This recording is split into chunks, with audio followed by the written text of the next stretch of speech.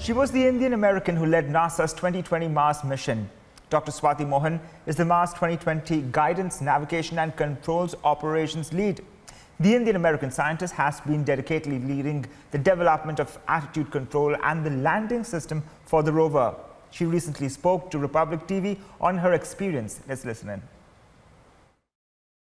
Well, an epic journey unfolded on 18th of February with NASA's Perseverance rover landing on the Red Planet, bringing to Earth the news of Perseverance's touchdown after harrowing entry, descent and landing was NASA's veteran Dr. Swati Mohan. She's currently the Mars 2020 Guidance, Navigation and Controls Operations Lead at NASA's Jet Propulsion Laboratory. Indeed, we are delighted to have Dr. Swati Mohan on this broadcast. Thank you very much, Dr. Swati Mohan, for speaking to Republic TV. Let me straight away begin by asking you, you've had a couple of days now to grapple with the kind of attention you receive from perhaps scores of people across the globe. For many, you've almost become an inspiration, rather a role model. How does it feel? It's really quite humbling and overwhelming, honestly. I'm still trying to grapple with it all. What were the initial moments? Because the moment this happened, you said the kind of reactions that were coming on social media, people wanted to get in touch with you, people wanted to know about who exactly is Dr. Swati Mohan. So today, what is it that you would like to tell them? I am just one of the whole team of the Perseverance rover. That day of entry, descent, and landing was made possible because we had an immensely talented, diverse team who all worked together in order to achieve that success. This type of mission is not due to any one person or any one team, but rather everybody working together in order to bring their best to achieve something so great. Dr. Swati, if I may ask you, did you really expect this kind of reaction or the kind of adulation that you perhaps received over the last few days? Absolutely not. Not in my wildest dreams would I have expected this. Take this forward by asking you this. You've worked on several NASA missions, from Cassini, the mission to Saturn, to Grail, a pair of formation of the spacecraft to Moon, and now the Mars 2020.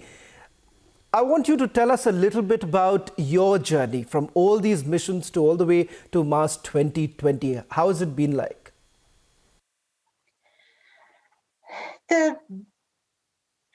It's really a journey.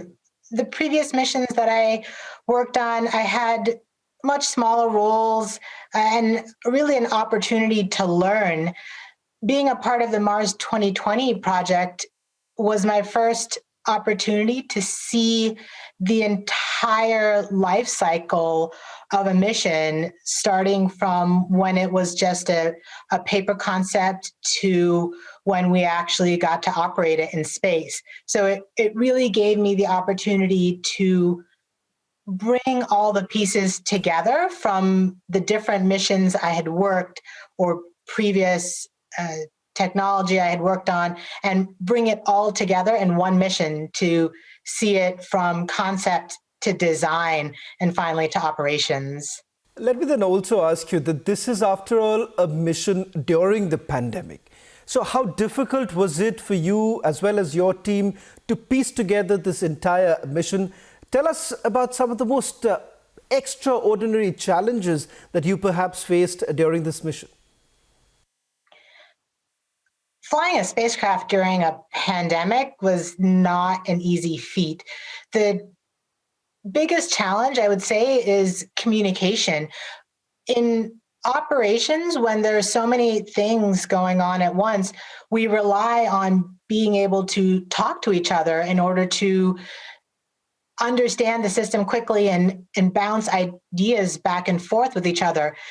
Usually we're in the same room, so that type of interaction gets taken for granted. But with the pandemic, we really had to make sure that those types of interactions and communications could still happen in order to really assess the health of the spacecraft and understand what we needed to do. When the pandemic first hit, we had to basically reimagine what that meant in terms of how meetings would take place and how we would actually talk to each other while being on console if we couldn't all be in the same room together. How were we going to get information back and forth across the team when people weren't co-located in one area? So through the course of the year and after launch, through the mission itself, we gradually were able to refine those processes and get into a rhythm of communicating over different means like phone or web type of video conferencing and get back to that level of communication. I think what helped the most was because the Perseverance team had been working together for so long beforehand that we all had the bonds with each other already, which enabled that type of communication to be a little easier because you know the person on the other side of the computer screen, that you can understand the nuances and inflections of what they're trying to say. It certainly was a challenge, though. Well, Dr. Swati Mohan, I was also going through the profile of various people within your team. It's a diverse team is one thing that it's one of the biggest takeaways, if I may say so. Tell us a little bit about your team members. How has it been working with them? I'm given to understand that a lot of people from the Indian diaspora are also part of NASA. So how has the interaction been like? And especially given the fact that this has been a very long drawn mission. Tell us a little bit about the ups and downs during this entire mission. Working with the Perseverance team honestly has been the highlight of the mission.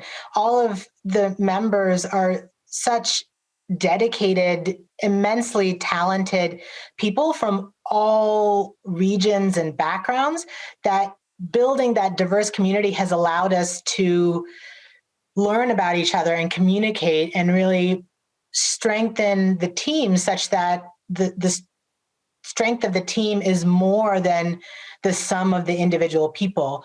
You know, in working so long with a group of people, seeing them day in and day out, whether in person like we used to or over Zoom, we really formed somewhat of a family, and we're able to form those bonds across different backgrounds to form that tight-knit team. I would say probably the biggest disappointment was because of COVID protocols, not being able to fully celebrate the day of landing with the entire team. Only about half of the people were actually able to be there in person, less than half of what we had, spent so many years planning for up until that day. So did you all get an opportunity at a later stage perhaps to celebrate? Because I did see, there was this entire live telecast of this. There were even some people on the Zoom, and they were still being part of this entire proceeding. Tell us a little bit of what happens behind the scenes, because perhaps a lot of people who are tuning in, especially our viewers, would be really curious. What did transpire after that successful moment? We had a series of WebEx parties in terms of celebrating afterwards, since we're still under the COVID protocols and we couldn't celebrate in person. So each group actually ended up creating their own meeting, so to speak, so that people could join in and recount their experiences of watching it, whether they were in person or remote. And it was really special to hear people talk about how they celebrated, and we got to reminiscing about, the things that we were surprised about and the things that we were really happy about, and what to us were the most memorable moments of the last few years, since a lot of it is wrapping up, especially for the cruise and entry, descent, and landing teams.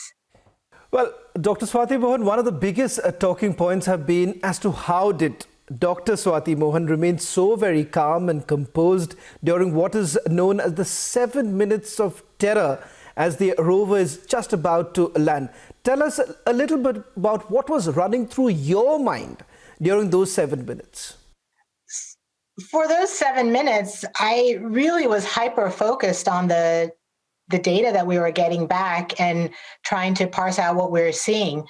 JPL has a methodology in place of how we train for these type of critical events. So we had actually gone through simulations of landing day with the whole team and in the room and practicing what we would hear on the net and the telemetry that we'd see in order to get the team prepared for this critical event, to make sure everyone knew what they were going to do.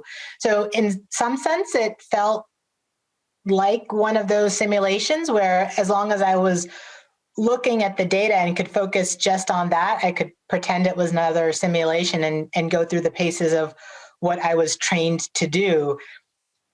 It actually didn't fully sink in until a few minutes after landing when people are still up and cheering, and I realized I didn't have anything more to say because we had actually touched down, and that was it, that it finally started to sink in that this wasn't a simulation, that this was real, and we had actually just succeeded. Dr. Swati Mohan, I also saw that first image that came in, the first image from one of the engineering cameras of the rover. I want to know what went through your mind the moment that you saw on that very screen the first image of the red planet taken from the rover. What did you think about it? The first thing that went through my mind was that we made it. The rover was safe on the ground and working well enough that it was still doing everything that it was tasked to do, including taking these images, and that the cameras were working. So it must have been a safe enough landing that the rover was healthy enough to send this telemetry. And it looked like Mars. We could see the rocks that we had predicted to be in that location from orbital imagery. And the fact that they were next to us and not on us, and we were in a nice flat zone, was just incredible. Can I also ask you this question, Dr. Swati Mohan, because this is perhaps something very difficult to tackle with, because given the fact that not all exploration missions would be successful, do you all prepare yourself that perhaps there could be a moment of despair too? Absolutely. We definitely prepare for all sorts of bad day scenarios. In fact, at my console on that day, I had a whole flow chart of what we were supposed to say, what would happen depending on if we received calls that were indicating that something had not happened correctly. And we even had a full rehearsal back in the fall where we ran a simulation where we had people actually pretend to put in faults and train the operations team on what they should say and hear and prepare for in the case that we received some of those off-nominal data. Dr. Swati Mohan, what makes this exploration of NASA very different from others, and what exactly are we hoping to achieve? Perseverance is unique because for the first time, it's setting up not just for this single exploration, but a whole campaign of exploration that will happen due to Perseverance. Perseverance is the first leg of Mars sample return. So the whole sample caching system on Perseverance will be able to travel to different places in Jezero crater and collect samples of Mars in different sorts of geological features. This is the first step to bringing those samples back to Earth.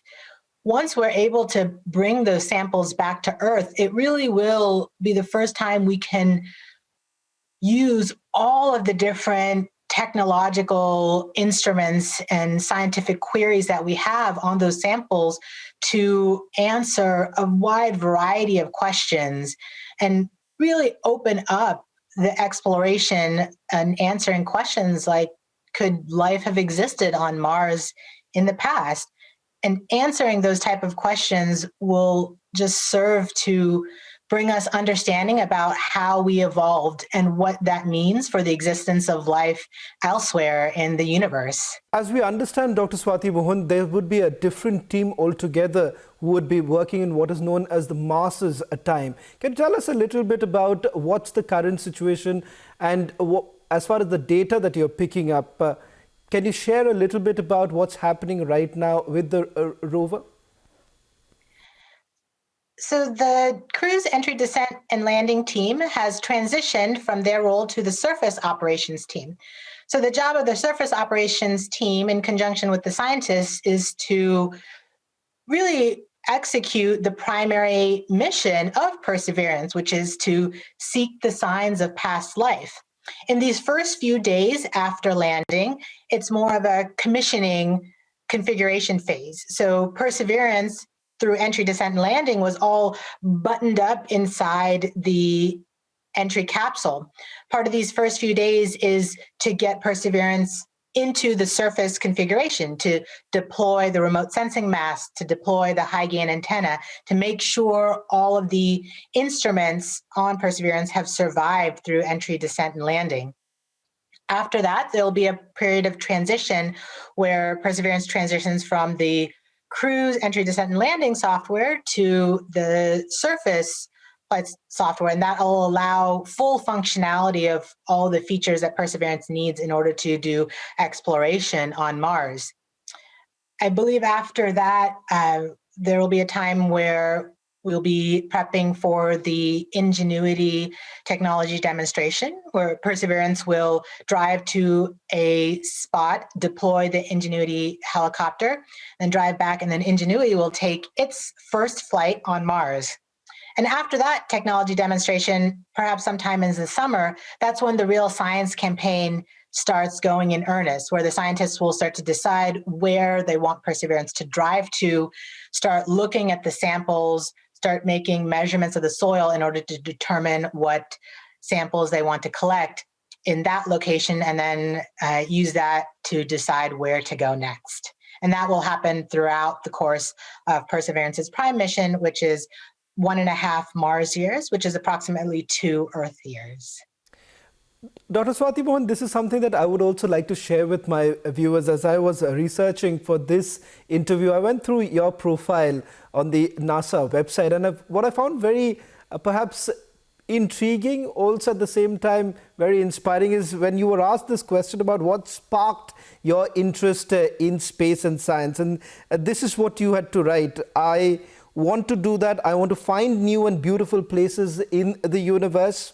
The vastness of space holds so much knowledge that we have only begun to learn. I want to take it a little more than this, about your understanding of the space, and someone who perhaps had a different dream also at some point of time. You wanted to be a pediatrician, is what I'm given to understand, and now you are in NASA. Tell us a little bit more about this journey, and what is it that perhaps you would like to tell all those young space aspirants? So my message to young space enthusiasts would be to follow your passion. There's no one path or one way to achieve a dream. It's really a personal journey.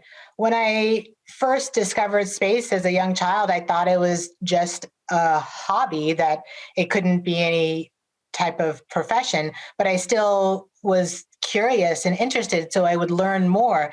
It's only years later, when I started to actually form thoughts about engineering and space and how they go together, that I was able to bring the two pieces together of the interest in space science with the more tangible method of how to pursue that interest that felt right for me. So it was in some sense a discovery about myself, and that I could pair these two things, that there was a way to pursue my passion as well as to make a career. And it's about persevering through that, of when you find that path that you have passion for, it doesn't feel like a job anymore. It's a vocation, an avocation in order to pursue a dream, because you're reaching for something more mighty than just doing a 9 to 5 in something that you're not vested in, and that can bring joy on multiple levels to follow your passion. Well, Dr. Swati Mohan, I would also like to shift a little focus right now and to talk a little bit about another aspect, especially given the fact that a lot of our viewers have been very curious about the moment we did say that we are going to interview you, because you immigrated from India to the United States when you were just about 1 year old. You were raised in Northern Virginia and Washington, D.C. area. So how has your journey as an Indian American been like? Growing up, my family was traditional, and they really sought to bring the values of Indian culture and religion into our households. I felt like I had the best of both worlds, that I was able to experience all the benefits of American culture and the opportunities here, but still have a tangible foothold in our heritage and our roots. I enjoyed celebrating all of the Indian festivals just as much as we enjoyed celebrating the American festivals. And it really was the blending of both that allowed me to go back and forth and have a strong sense of self with both aspects of both cultures. Can I also take the liberty of asking you this, because I've read in some of the interviews that you've actually given to various newspapers, especially about the fact that, your parents, attached a lot of importance to the kind of education that you were essentially given. So on that very day, on the day when the landing actually took place, what was that first thing perhaps that you were told by your family members, something that you would like to share with our viewers? My family told me that they were immensely proud of me, and they were really happy that it was a success. My parents, my immediate family, had seen not just that day, but the previous 8 years of hard works, of late nights, of overnight shifts, and tireless working of not just for myself, but for all the teammates that we'd had on the project. And to finally have it culminate in that success was an immense relief, I think, to all of us. There is also one very interesting tweet which has been doing the round, your tweet, about how does a day in Swati Mohan's life look like. And in that you make a mention of, you had a very brief period or very brief time that you had to go to pick up your child and have your lunch. Has anything changed? Have you got a little bit more time with your family members after that successful landing? I did. I spent the entire weekend with them, trying not to spend too much time working. I'm hoping it'll be a little bit more relaxed from here on out. I would like to also discuss one image that has essentially been dominating the internet, and that is the lady with the bindi. Many have hailed you for sporting your identity. Many have also said that they've shared their own experience, saying that they were bullied when they were wearing a bindi in their own country. What went through your mind, because that was dominating the internet? I've worn a bindi since I was a little girl. To me, it's part of who I am, and that's why I wore it on that day. It wasn't a special statement. All of my colleagues at JPL are quite used to seeing me dressed like that. It was nothing unusual for any of us. I can sympathize with those who have been teased, as I was myself growing up, but my family was always there to support me and to reiterate why we follow these cultures and what it means, and understanding what the purpose is of it and why where it came from in the heritage was a large part of being comfortable with myself in order to follow those beliefs, because of understanding why we do them. Well, Dr. Swati Mohan, I would also like to ask you this question. What next in terms of challenges, in terms of roadmap? What does it look like for you? I don't exactly know what comes next, and I'm a little excited to explore. I've been on Mars 2020 for so long now that it's nice to get this chance afterwards to see what else is out there, what other cool missions have possibilities that it would be fun to work on. I would also like to talk to you about a little bit about the explorations that have been done by ISRO, because there's been a joint cooperation between NASA and ISRO on several projects. How have you followed those very explorations, and what do you have to say about the kind of explorations that have been carried out by the ISRO, the challenges perhaps that ISRO has also faced over the last few years? I have the highest respect for the scientists and engineers in ISRO. I applaud them for their dreams, and I can see through the progress of the missions that they're executing that they have all the capability and drive and ambition to succeed in all of those dreams. We learn more in each step that we take, whether it's a success or failure, than in any other. Just taking that step is the biggest success. I'm super excited that NASA and ISRO are working closer together than they ever have in the past, such as with the NISAR mission. And I hope to see more of that type of collaboration in multiple different planetary exploration venues. Is there any one particular mission that you're really looking forward to, especially one of those that would be carried out by ISRO in the next coming few months? I don't have any particular missions in mind. Like I said, I'm super excited to explore what else is out there. I've been so focused on Mars 2020 that I actually don't have a good lay of the land of all the wonderful things that the rest of the space agency is working on. One final question, Dr. Swati Mohan, before I let you go. A message to almost all Indians who are watching you today, and also all our viewers outside India who've been closely watching perhaps every move after that day, reading every article about you. I just would like to say thank you. I'm humbled by all of the attention and congratulations. I will say that I am not necessarily unique. There are so many Indians on the Perseverance project, so many women, even Indian women, that we all worked as a team in order to make this mission a success.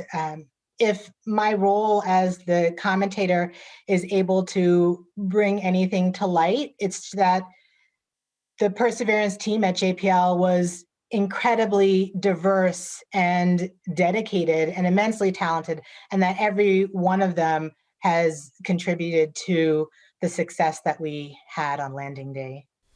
Well, Dr. Swati Mohan, thank you very much for speaking to Republic TV. Indeed, it was a pleasure knowing about the challenges that you faced and the days ahead.